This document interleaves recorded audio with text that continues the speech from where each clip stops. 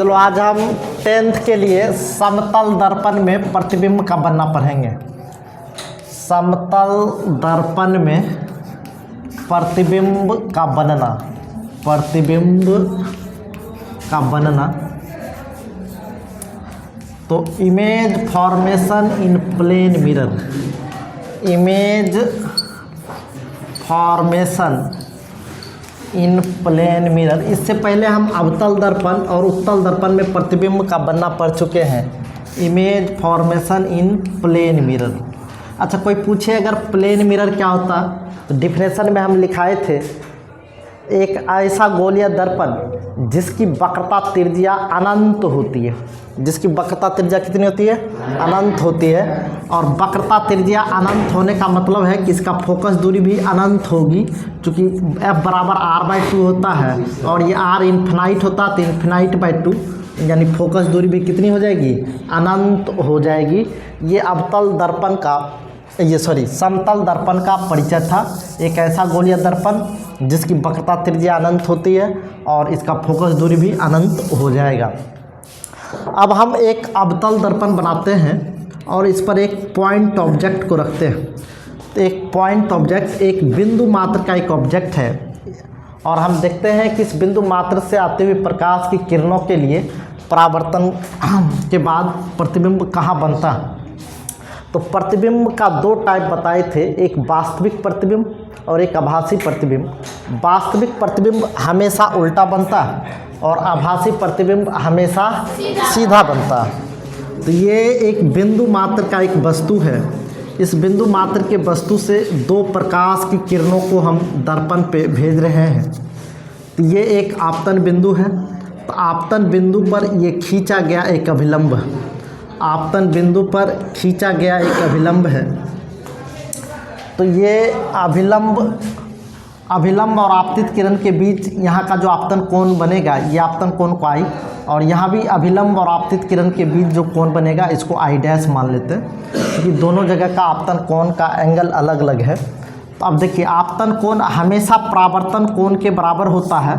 तो नाप के तो हम बनाते नहीं, एग्जैक्टली अंदाज से आपतन कोण के बराबर परावर्तन कोण बनाते हुए एक किरण को भेजने का काम किए। दूसरा, यहाँ भी आपतन कोण I' है, तो I' के बराबर एक परावर्तित किरण बनेगा, परावर्तित किरण जाएगा जो एंगल R' बनाएगा।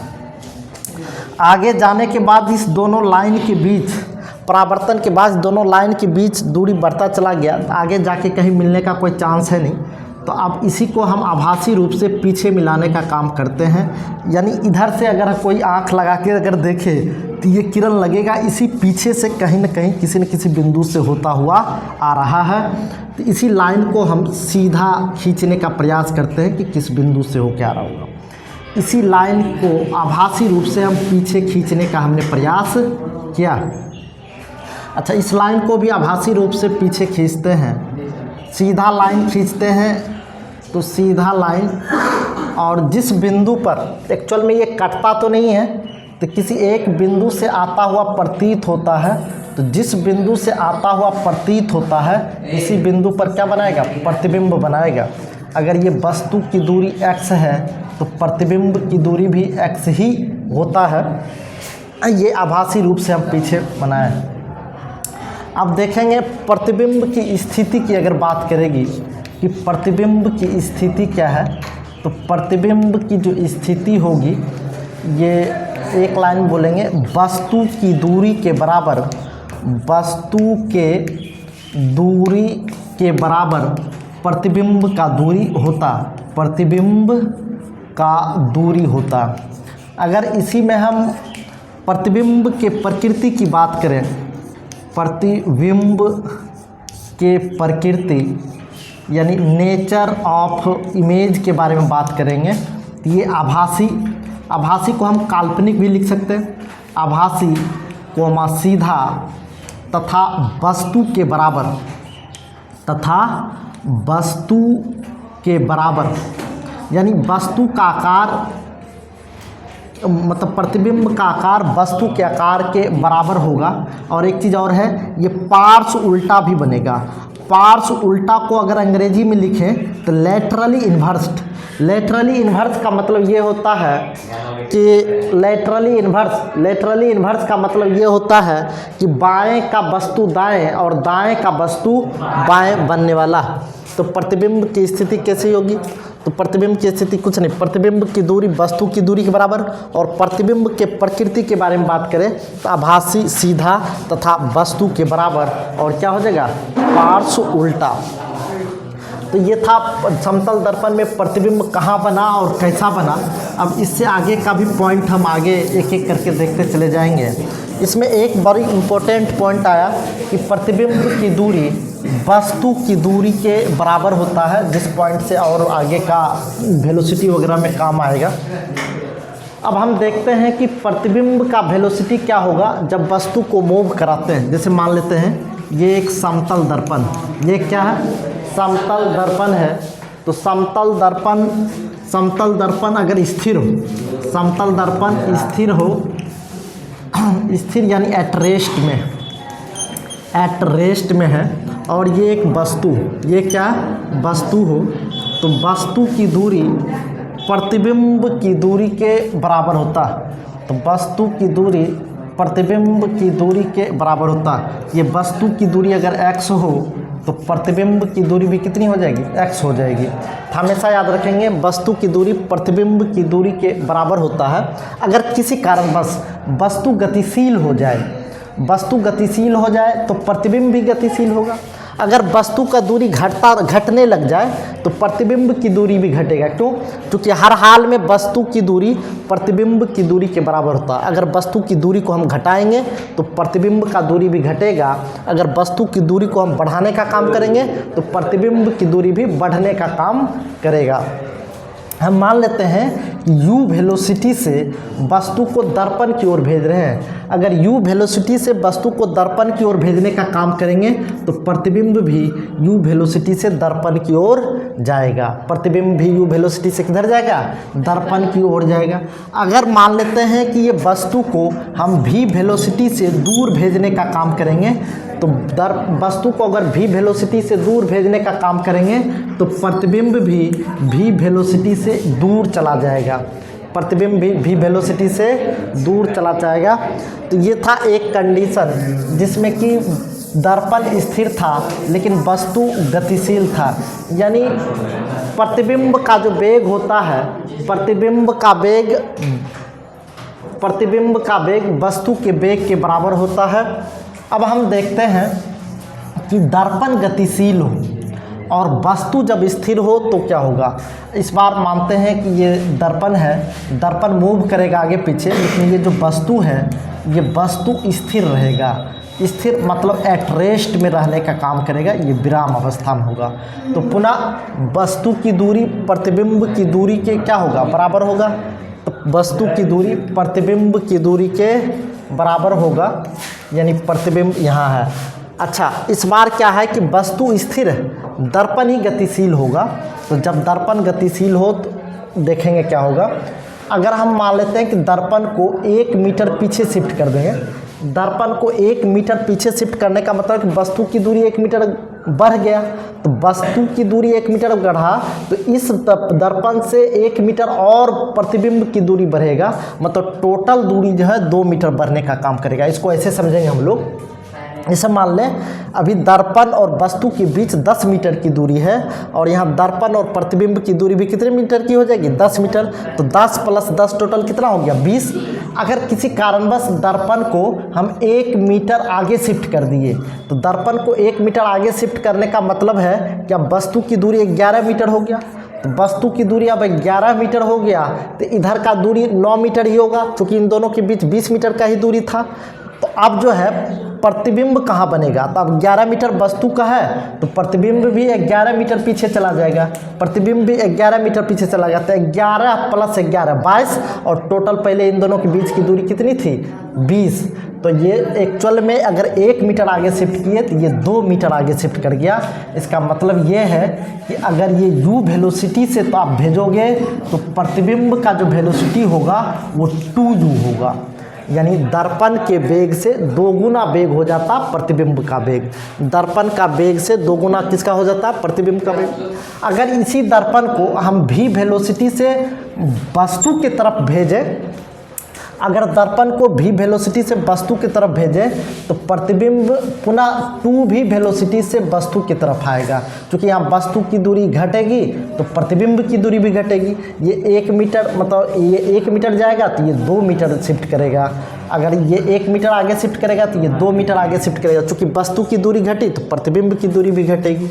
तो इस तरीके से हम याद रखेंगे, जब कभी भी वस्तु स्थिर हो और दर्पण गतिशील हो तो दर्पण के वेग से दोगुना वेग होता है किसका, प्रतिबिंब का वेग होता। दर्पण के वेग से दोगुना वेग प्रतिबिंब का वेग होता।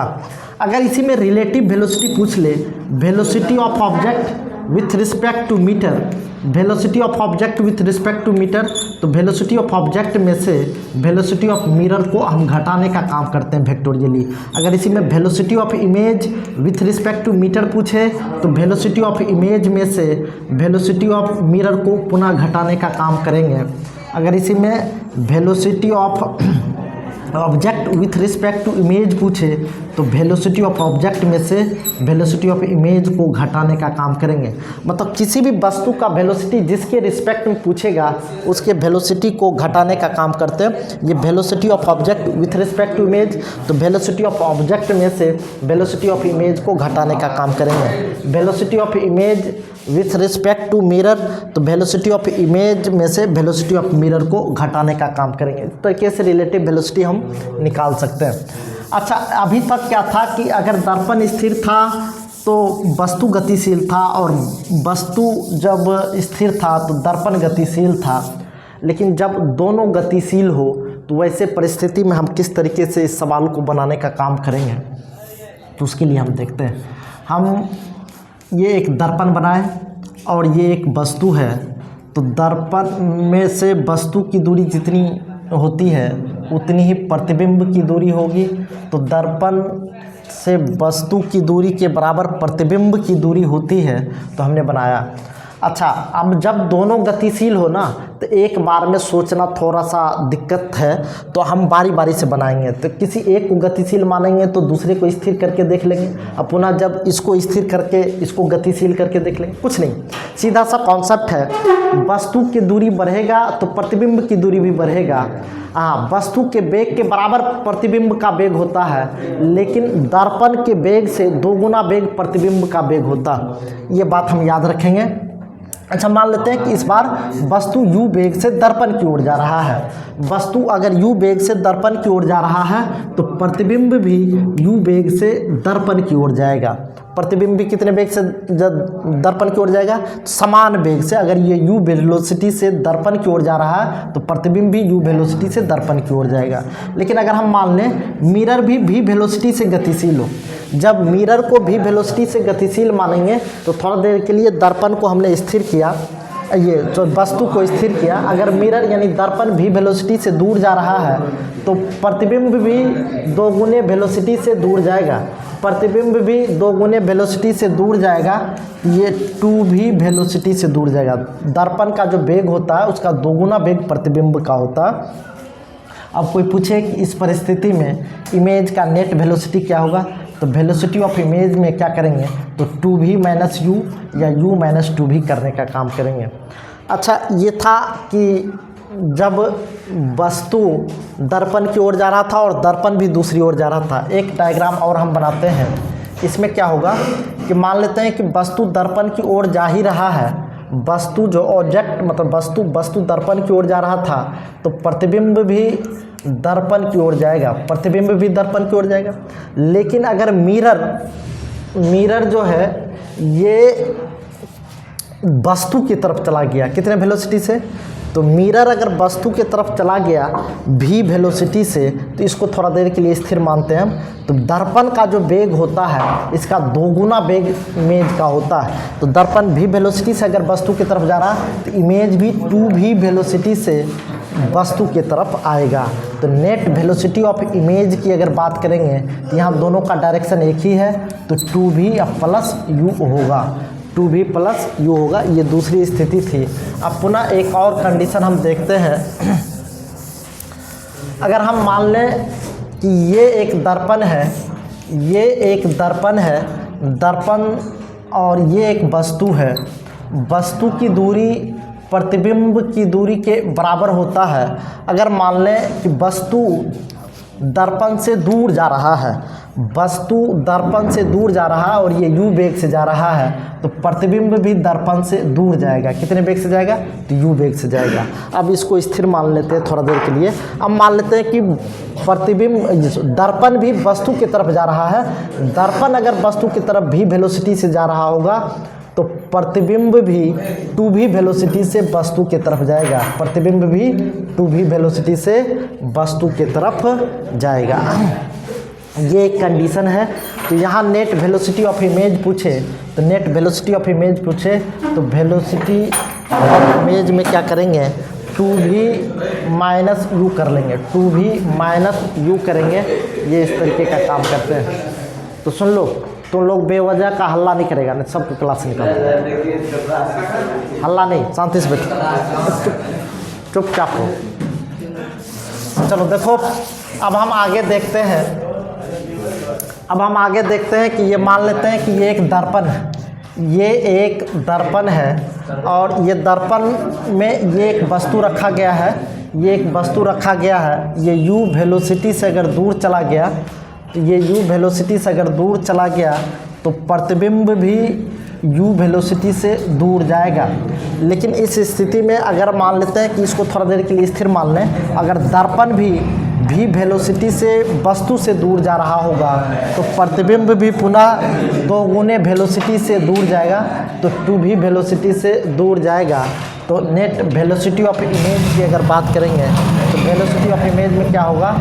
ये 2v प्लस यू, मतलब दर्पण और वस्तु जब दोनों गतिशील हो ना, ऐसे स्थिति में जब डिसीजन लेना हो तो थोड़ा देर के लिए किसी एक को स्थिर मान करके दूसरे का गति देख लेंगे, फिर दूसरे को स्थिर करके पहले का गति देख लेंगे और नेट वेलोसिटी ऐड करने का काम करते हैं। अब हम थोड़ा सा और अगर आगे की स्थिति देखें, जैसे मान लेते हैं कि ये एक दर्पण है और इस दर्पण में आपतित किरण का एंगल आपतन कोण बढ़ाने का काम कर रहे हैं। ये किरण आपतित हुई है, ये आपतित किरण है और ये एक आपतन बिंदु है। आपतन बिंदु पर ये खींचा गया अभिलंब है। तो अभिलंब और आपतित किरण के बीच ये कोण आई बना, तो परावर्तित किरण भी आर ही होगा।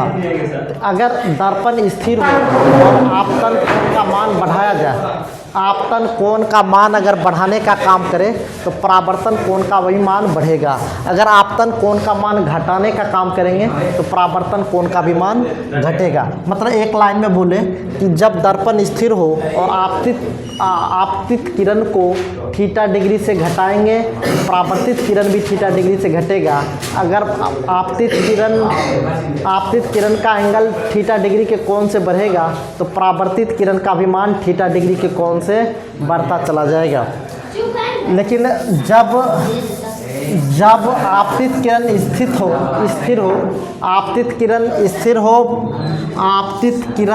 हो और दर्पण को थीटा डिग्री के कोण से घुमाया जाए, दर्पण को अगर सुनो तो लोग बदमाशी नहीं करेगा, मुंह से आवाज नहीं निकलना चाहिए। सुनो तो चलो, अगर हम दर्पण को थीटा डिग्री के कोण से घुमाएं, अगर दर्पण को थीटा डिग्री के कोण से घुमाएंगे तो परावर्तित किरण जो है 2 थीटा के कोण से घूमेगा। दर्पण को थीटा डिग्री के कोण से घुमाया जाए तो परावर्तित किरण 2 थीटा के कोण से घूमता हुआ चला जाएगा। तो चलिए ये बात भी याद रखेंगे, दर्पण को अगर थीटा डिग्री के कोण से घुमाया जाए तो परावर्तित किरण 2 थीटा डिग्री के कोण से घूम जाएगा। तो अब हम 2 दर्पण के बीच रखे हुए वस्तु के प्रतिबिंब की संख्या की बात करते हैं। जैसे मान लेते हैं ये एक समतल दर्पण है और ये एक दूसरा समतल दर्पण है, दोनों एक दूसरे पे इंक्लाइंड है और ये दोनों के बीच जो एंगल ऑफ इंक्लिनेशन है, यानी दोनों के बीच बना हुआ कोण थीटा डिग्री है। तो ये थीटा डिग्री है, तो नंबर ऑफ इमेज कितना होगा, तो ये जो नंबर ऑफ इमेज होगा ये 360/थीटा होगा, 360/थीटा। तो बने हुए प्रतिबिंब की संख्या अगर देखेंगे तो अगर n का मान 360/थीटा, ये थीटा क्या, तो दोनों दर्पण के बीच बना हुआ कोण है। अगर ये n का मान सम संख्या हो, n का मान अगर सम संख्या हो, तो प्रतिबिंब की जो संख्या है, प्रतिबिंब की संख्या ये n-1 हो जाएगा। अगर ये n का मान विषम संख्या हो, n का मान अगर विषम संख्या हो जाए, n का मान यदि विषम संख्या हो तो प्रतिबिंब की संख्या n ही हो जाएगा। अगर n फ्रैक्शन में हो या डेसिमल में हो तो ऐसी परिस्थिति में n-1 के नज़दीक की जो पूर्ण संख्या है वो प्रतिबिंब की संख्या होगी। अब एग्जाम्पल में देखें, जैसे मान लें कि दो दर्पण के बीच 90 डिग्री का एंगल बना है, तो 360/90, तो ये 4 एक सम संख्या है, मतलब प्रतिबिंब की संख्या सम संख्या आ गया, तो प्रतिबिंब की संख्या 1 घट जाएगा, तो 4 - 1 यानी प्रतिबिंब की संख्या कितनी होगी, 3। अगर मान ले दो एंगल के बीच 40 डिग्री का एंगल बनता हो, मतलब दो दर्पण के बीच 40 डिग्री का एंगल बनता हो, तो 360/40 ये काटेंगे तो 9 बार में कटेगा, तो 9 एक विषम संख्या, प्रतिबिंब की संख्या 9 ही रहेगा। अगर मान लीजिए कि कहीं n का वैल्यू 3.8 आ जाए, तो 3.8 में से 1 घटाइए तो 2.8, तो 2.8 के नज़दीक का जो पूर्ण संख्या है ये 3 है, तो प्रतिबिंब की संख्या 3 होगा। जैसे मान लीजिए कहीं 4.2 आ गया n का वैल्यू, तो 4.2 में से 1 घटाएंगे तो ये 3.2, तो 3.2 के नज़दीक का जो पूर्ण संख्या वो 3 है, प्रतिबिंब की संख्या 3 होगा। तो 3.2 का मतलब ये हुआ कि 3 प्रतिबिंब तो बनेगा, लेकिन एक प्रतिबिंब मात्र 20% बनेगा, जिसको हम लोग कंसीडर नहीं करेंगे, तो ये 3 प्रतिबिंब की संख्या हो जाएगा। तो चलो आज भर हम इतना ही छोड़ते हैं, अब अगले दिन पुनः चलो बंद करते हैं।